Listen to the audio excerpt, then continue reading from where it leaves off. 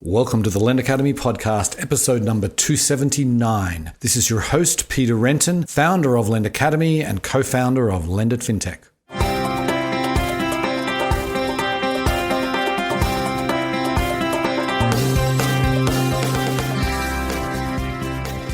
Today's episode is sponsored by Lend at Fintech USA, the world's largest fintech event dedicated to lending and digital banking. Lender's flagship event is happening online this year on April 27 to 29, with the possibility of an exclusive VIP in-person component. The verdict is in on Lender's 2020 event that was held online, with many people saying it was the best virtual event they had ever attended. Lend is setting the bar even higher in 2021. So join the fintech community at Lend at Fintech USA, where you will meet the people who matter, learn from the experts, and get business done. Sign up today at lendit.com/USA. On our last podcast of 2020, we're going to do something a little different. We're going to be talking about emerging markets. I am delighted to welcome the CEO and founder of Haitou Global, Jerry Wang, onto the show. Now, Haitou Global is really interesting because I think they have a unique perspective. They're actually based in New York, from China, based in New York, investing in emerging markets, private credit, providing basically, credit lines to fintech lenders in emerging markets. And we get into that in some depth, and we talk about how they're able to do this, what they look for in an investment, the types of companies that they're working with, and it's super interesting. And Jerry also provides his perspective on the region as a whole, particularly Southeast Asia, Africa. He's got his finger on the pulse as to what's happening, not just in fintech there, but broader trends in the larger economies. It was a fascinating interview. Hope you enjoy the show. Welcome to the podcast, Jerry. Hi, how are you, Peter? Thank you so much for the invitation. Yep. Of course, I'm great. So I like to get these things started by giving the listeners a little bit of background. I know you're not from this country, just like me, but why don't you just give the listeners some of the background of your career and how you got to where you are now? Yeah, sure. So I grew up in China. I went to college in Beijing. I came to States 20 years ago. I studied at Notre Dame, work at Notre Dame investment office. And so I spent half of my life in China, half of my life here in the United States. And we live in New York. The company's out in New York. So we've been in operation for 7 years now. But I still travel extensively, back to China, Asia, and other continents too. Mm-hmm, mm-hmm. Okay, then, and why did you decide to start Haitou Global? What was the thinking there? Well, we started 7 years ago, 2014, here in New York City. The rationale was, I spent a couple of years with investment offices and allocating capital in emerging market, and I just kind of caught the emerging market and entrepreneurial bug. I wanted to do something different. And I want to serve the other market. Emerging market has always been underserved.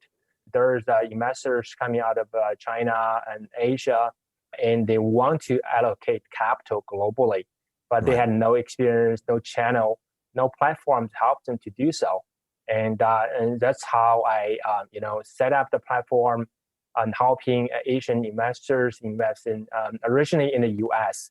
And then gradually we branched out to other markets, mostly emerging markets, and over time.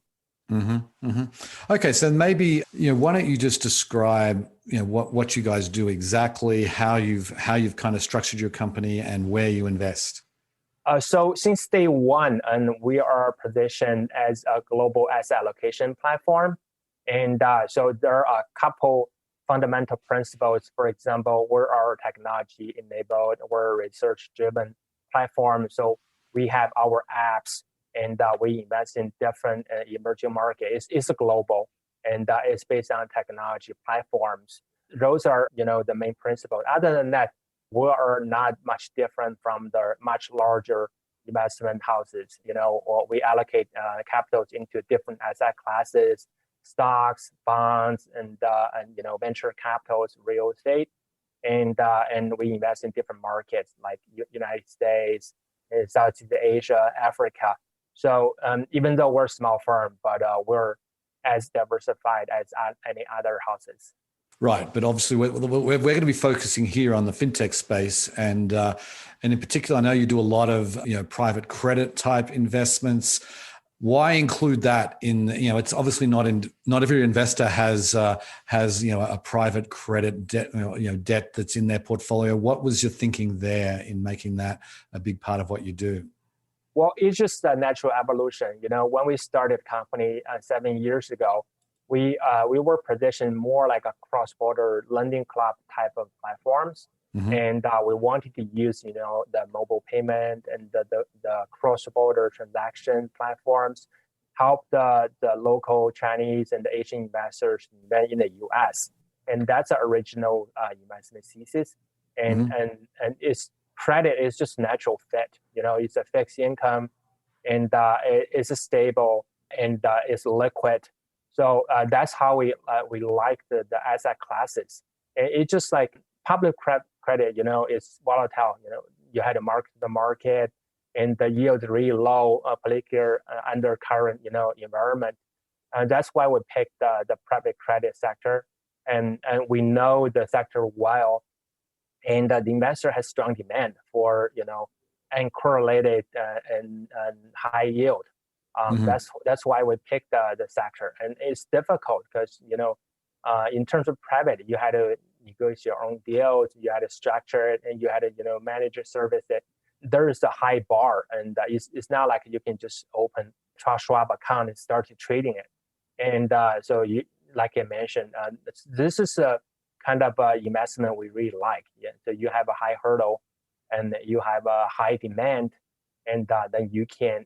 We have the team, the investment process, the technology to manage it, to mitigate the risk. So it's a strong portfolio for our the whole asset classes diversification. Mm-hmm, mm-hmm.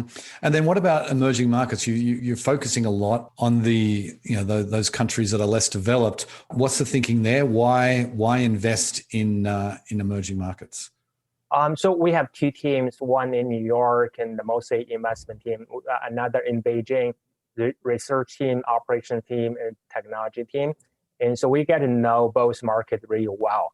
And we started our office and the team 5 years ago in Beijing, so we can cover Southeast Asia and South Asia easily. It's still distant, but it's much easier than from New York, and that's how we can cover that region and cover that investment class, and also because the opportunity we've seen in the past years. So we know China really well, and has been growing fast, and particularly in fintech sector. So we all know they surpassed the U.S. and became the biggest fintech market in the past couple of years, and that we've seen the effect. The China teams and the business models and the technologies were adopted by the Southeast Asia and the South Asian markets quickly. And that's why we naturally branched out to Indonesia, India. Those are as big market, as big as China, and they're more open, and they're they have a low starting point, and you can grow much faster, even faster than China, because China has has certain size already, and it's tightly regulated. That's why we got interest in Southeast Asia market. From there, we branch out to Africa, to LATAM. It's just a natural evolution, and we done our investment research, and we discovered local teams and the partners, and we intentionally want to diversify our investments. Right. So what do you look for then when you're in an investment in these emerging markets and you're doing? Firstly, I presume you're doing mainly debt investment, correct? And you can correct me if I'm wrong. But what are you looking for? What makes a good investment in these places? First of all, we're looking for growth, right? So, and with growth comes with returns and yield. Then we're looking for regulations and the teams, talents. So a lot of things, they have to come together to form a solid investment thesis. And but at the end of the day, we're looking for returns. So what we can get out of those markets, can we mitigate the risks?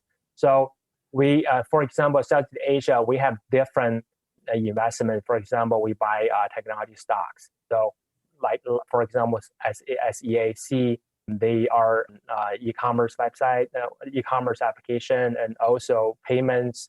They have gaming too. Those are through stocks. But our biggest investment has been through credits. We also have venture arm, and we invest in India companies, Indonesia companies, Singapore companies, and mostly fintech. And but our biggest investment has been through private credit. So we lend to the local platforms. For example, the e-commerce, and they sell cell phones, and in Indonesian market, we provide installment payments to the local consumers. And also we have agriculture loans, and the local farmers, they borrow from the traders, and buy the seeds and produce the goods and sell them and pay us back. So we are more like a platform of the platforms, and we don't do direct lending, and we lend to the local platforms, and then they work with the local producers, consumers, borrowers, and structure the loans. So we're more like a fund manager. Right. The listeners will be well aware of that model. So what kind of yields are you looking for? Are these, because I imagine some of these things are pretty high risk. But what sort of yields makes it interesting for you? So we're looking for risk adjusted yield, right? And it has to be paying a risk premium. And for example, the stocks we're looking for like over 15%. In terms of credit, we're looking around 15%. So we can take 12%, we can take 18%.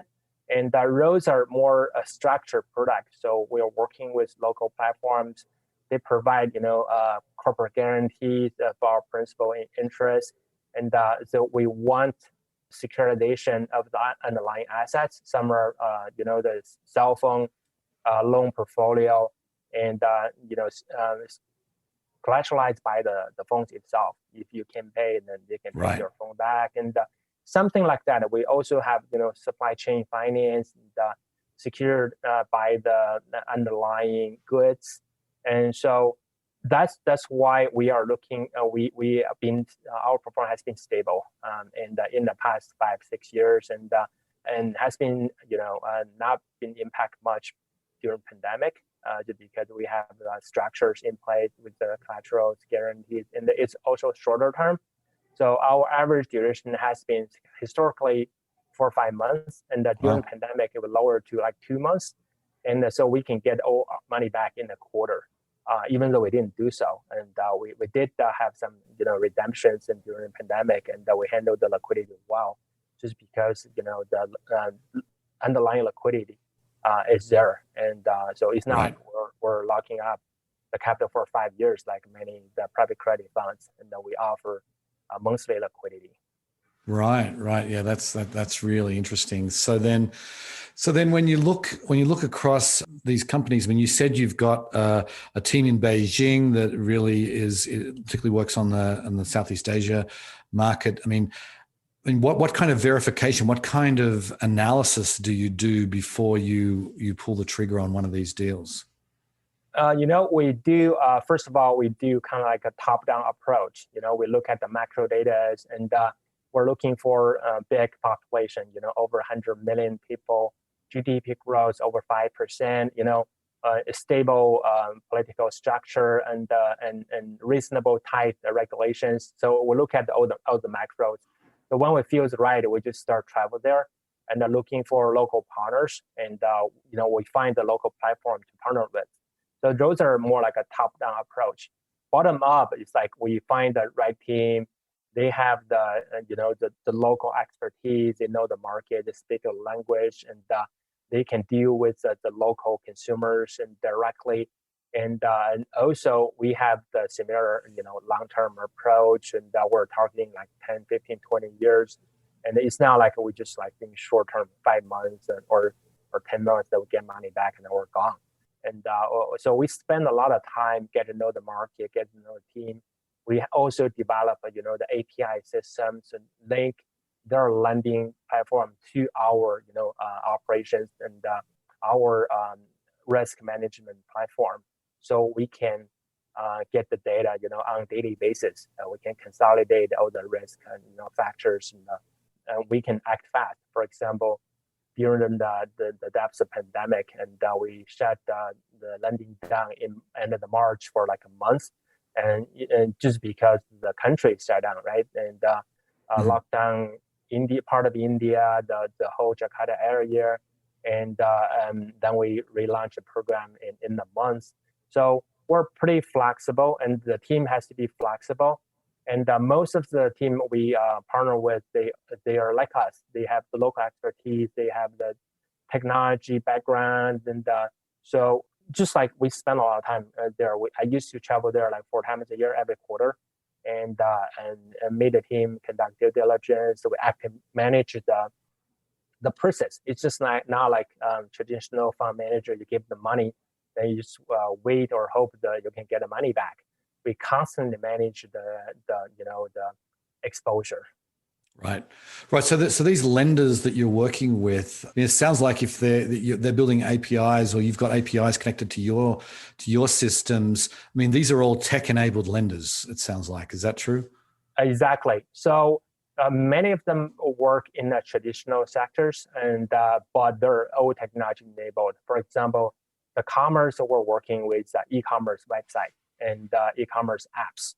And for logistics, and they all have their own system in place. We know where the goods is, and we also have the receipt. The receipt we know is on board of the boat or ship, and it's on the way to Vietnam. So we have all the information. We ask them and to provide it to us. It has to be managed by technology. And otherwise, we just can't keep track, every single investment and on a daily basis. Right. Yeah, that makes perfect sense. So then, I mean, you've talked about a few countries already, but like, where do you think are the most promising opportunities today globally? Where are you? What countries are you think have the best potential? Like I mentioned, we like the large populations and the growth. And right now we're pretty, optimistic about like India market, Indonesia, Mexico, and we like India, just because those countries going to come out of the pandemic strong, and also they're going to continue their growth trajectory, even though they've been down during the pandemic. They bounced back quickly, and a couple tailwinds in summer, the global trade. And reshaping of the global supply chain. And a lot of business is going to ship from China to India to Indonesia to Vietnam, and also there's frictions and between countries, but mostly globalization is back on track. China and signed the RCEP agreement with the ASEAN countries, and also I think U.S. is going to back on track with the TPP agreements, and so. We're betting on globalization, backing on the trade, and betting on the financial technology, how the mobile payment, how the global payment movement are going to help. We do the global trade. A lot of our business are cross border, so right. Those technology trends and demographic trends going to help us a lot. Right. Okay. That makes sense. So then what do you think, I mean, you've got a very curious, very interesting thesis. And do you think is the technology the thing that differentiates you from other investors getting on the ground? I mean, what do you think differentiates your company from others trying to do a similar thing? I guess we are, emerging market oriented. Even we're a U.S. firm, we're headquartered in New York. But we have always been Asia, and we are just getting to know Africa and Latin better. And so this is in our blood, right? We focus on emerging market. And also my background, I started first job as a software engineer. So I have, genes and roles engineer and software engineering genes. And also because, I work for endowments, and before I started Haitou Global, it's more the institution mindset, it's just not like a fintech entrepreneur. You start an app and you start working peer-to-peer lending. And eventually, it's going to come back to me, and my engineering background and then my institutional investing background. So that's why we shaped the financial, the Haitou global platform, serving both individuals and institutional investors, and through technology, through emerging market investment opportunities, and I mean, a lot of institutional investors, they want to get into the market, but they don't know how, right? So we provide the data, we provide the technology platform, and then we also, just like everyone else, we travel there, and we have to go on the ground and just get to know the market, get to know the people better over time, and it takes time. So we spent the past 6.5 years building the platforms and setting up the infrastructure, and now it's the time to capitalize it. Right. So I imagine, though, I mean, this, you talk about you travel, you're on the ground in these markets, but this year that'd be really difficult since March, I imagine. So how have you adapted your company this year without being able to travel? Is just, are you doing exactly the same thing? You're just doing it on Zoom, or what are you doing? Well, yeah, that's a good question. I canceled all my trips, and my trip to India, to Nigeria, to Mexico, it's everything. So I stayed in New York for the whole year. I was in California early this year. That's about it. And so a couple of things. And one thing is that we have always been digital, so we have the technology platform. We do the Zoom calls way before, the pandemic hit us. And so we continue to do the video conferencing and talking to different time zones, different continents. That's just like maybe more frequently as before, but that's always been that case. And other than that, we are working with markets and teams we have always been working with. We don't jump into something suddenly, not that during this time of the year. And for example, we're tapping Mexican markets, working with the US team and the former Capital One team out of DC. We know the team for 3 years, so we've been working with them in other markets. Now we're working together, go to Mexico, and we're working with the local team we have known for 5 years. So either we're working with the same team going to a different market, or go to a same market with a different team. It always has been something we've been cooking for a long time, and we are fairly familiar with. But now we're jumping at new things, and right now, it's just a natural branching out, and based on our past experience, or based on our network, or based on just like accumulation of knowledge and of the resources.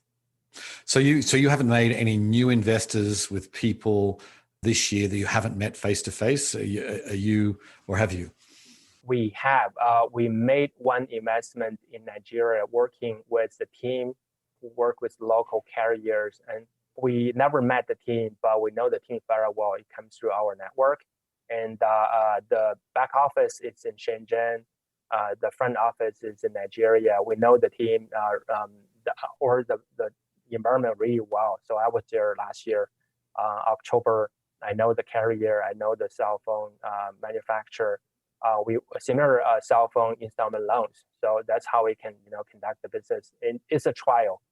We start small and get to there's frictions at the beginning, how we smooth it out. I mean, and our Beijing team flew to Shenzhen to visit the team. I haven't seen them. We talk on the Zoom from New York. Right. But, it's like I said, we have always been working this way. And I can't, spend half a year in Africa. So, but we do go there, at least once a year, twice a year in normal times. Mm-hmm, mm-hmm. And then, so with Mexico, have you made a first investment in Mexico yet, or are you still looking at that? It's not launched. So we work this DC team, and their back office in Chengdu, China. So that they have the engineer and the reasonable cost. And so we actually committed 3 months ago, and we done all the market research. They're developing the product, and we set up a registered company. It just registered like last week. So okay. I think we're committed, but we haven't launched the business yet. Right. There's three partners, local, US, and the China partners, and it's a joint venture. Right, right. I got it. So do most of your investments have some kind of Chinese connection, or is that not necessary? It's not necessary, but we try to add the Chinese component, and that's our value add. For example, we invest in a clean tech company is here in the US in Texas. They do dual fuel. It's kind of like natural gas engine. We try to bring them to China markets, and we offer them a leasing program. And so some of their truckers, they try to buy the equipment, and we just provide the lease on about like $15,000 equipment. So there's always been financial technology components in it, and we help them to expand into other emerging markets, not just China. We help them to get into Philippines, and it's that's a new initiative, right? So protect the environment, the ESG stuff, that's on our agenda, and we want to make money and also doing something good. Right, right, right, for sure. And so then your investors, who are your investors? Chinese individuals? I mean, who are the LPs for your company? So, like you mentioned, when we started, it's more like a cross-border lending club. Those are many smaller investors, and over time we are consolidating. So most of our investors right now are like family offices and high net worth individuals. We are trying to tap into the institutional world systematically, like just beginning of this year, and because we set up the credit fund last year, so it's only 14 months track record. That's been good, but it's short. And before that, we offer platform notes and real estate project. Those are tailored for the middle class and investors. But we're kind of like gradually evolve into more institutionalized investment platform. Part of because of my background, part because this is the trend, right? For example, lending club, they're mostly ABS or institutional funding other than individuals, and I think they're gonna completely shut it down, the individual investor platform. It's the same trend. This is more efficient. This is how I used to work. Right, right. So do you plan all of the credit that you're providing to these platforms? Do you hold the loans all the way through? I guess these are short-term loans, aren't they? So you hold them through to maturity, right? Yes. So we we source a loan, we structure loans, and we invest in loans to hold them until maturity, and then we recycle. We rotate and reinvest in those same loans. Typically, so the longest platform we've been working with for like 4.5 years now, and unless some shift in the market or on the platform, otherwise we're committed for the long term. Even though the loans are short, but our investment horizon is long. Right, right. Yeah, I get it. Okay. So I'm curious, to get your perspective on the trends in sort of the fintech enabled lending space specifically. I mean, you've got a very interesting viewpoint, doing it, you obviously know the US market, but you've got a viewpoint onto the emerging markets. What are the trends you're seeing there? Is there a similar kind of, things are going? I mean, obviously we know you've talked about cell phones and mobile, but maybe just talk about some of the trends you're seeing in these emerging markets. Well, I think the biggest tailwind is like the 5G, the smartphone penetration, and the mobile payment. And surprisingly, some of the emerging market, actually the penetration rate is higher than the US. Right. And so it's easier adoption for them, getting into the online lending or, installment loans. So that's why we like those emerging markets. So they have the infrastructure ready, and they have the growth trajectory. So people are, they're making $2,000 a year now, and versus a couple of years ago, $500. They have the money to spend. They want to borrow, and against their earning power. So those are trends that we're seeing. And also many of the platforms we've been working with, like you mentioned, with the Chinese component, some platforms, they sell, Oppo, Vivo phones, Huawei, Xiaomi phones. Some are, buying from African, for example, one producer, they sell cashews to Chinese market. We're providing supply chain financing with them. In the China market, it's incrementally becoming a consumption market, right? So they're upgrading what they're buying globally. It's not just like exporter anymore. It's a big importer. And so those are trends we're seeing. And there are a couple kind of like different US models are applying in emerging markets too. For example, the firm model, buy now, pay later, and it's getting popular in the US, in Australia, but it's also popular in China, in India. And consumers, they want to buy, but they want a fair treatment. They don't want to pay for, the high interest rate, and then not like a virtual credit card anymore. So different model applying in emerging market quickly. So I see the adoption rate is like really high. It's really fast. And those market has the scale. And also the fintech model, winner takes all, right? So once you dominate the market, then you can just start to make money. And the investment period is short and it's fast. And so you can, one business model, you can maybe take you 10 years and to get 100 million users here in the US, but maybe take you just like 2-3 years in China or India. Right. And those younger generation are very, very, interested in financial technology. They feel it helps them, they're tech savvy. Mm-hmm, mm-hmm. Okay, well, given that we're recording this on December 16th, but this is going to be published on the 31st of December, the last day of the year. So I'd love to kind of get your perspective on 2021 as we turn the corner on 2020. What are your plans for the year, and maybe what do you think are some of the things that you're looking for out of 2021?